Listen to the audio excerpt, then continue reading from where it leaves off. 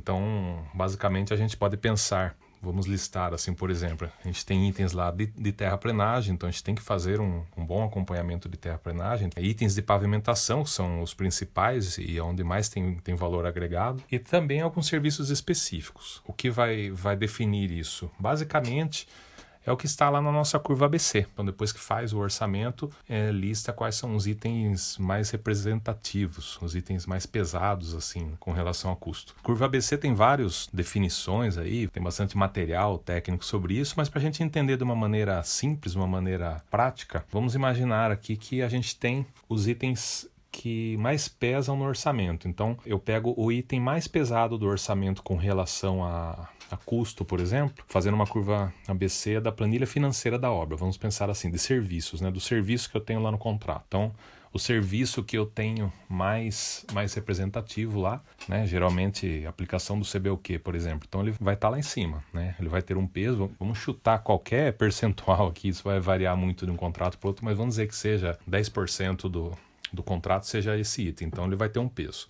pontual, e no acumulado ele também vai ter esse mesmo peso de 10%, né? Porque ele é o primeiro item, o item mais pesado. Depois a gente vai para o segundo item, vamos supor que o segundo item seja a base, qualquer tipo de base aí, sei lá, BGTC, por exemplo, que tenha na obra, e ele pese 2%.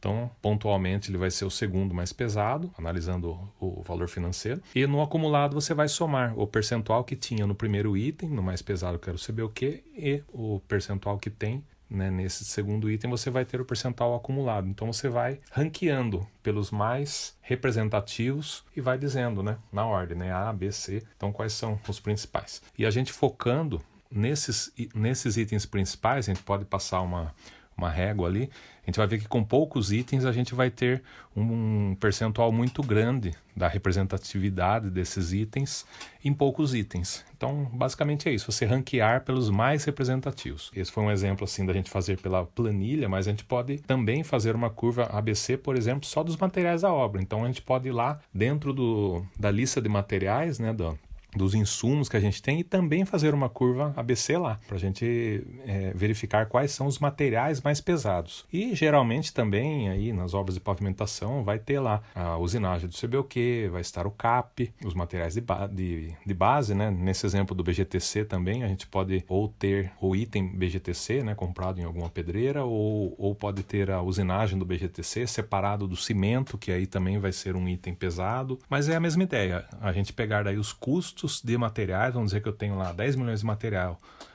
na obra. Aí eu separo esses que são os mais pesados, em alguns poucos itens ali, meia dúzia de itens no máximo, a gente vai ter um percentual muito grande do contrato, às vezes 70%, 80% dos custos de materiais, 90%, dependendo da configuração do contrato, vai estar nessa meia dúzia de itens, vamos dizer assim. Então esse que é o conceito da gente fazer essa curva ABC.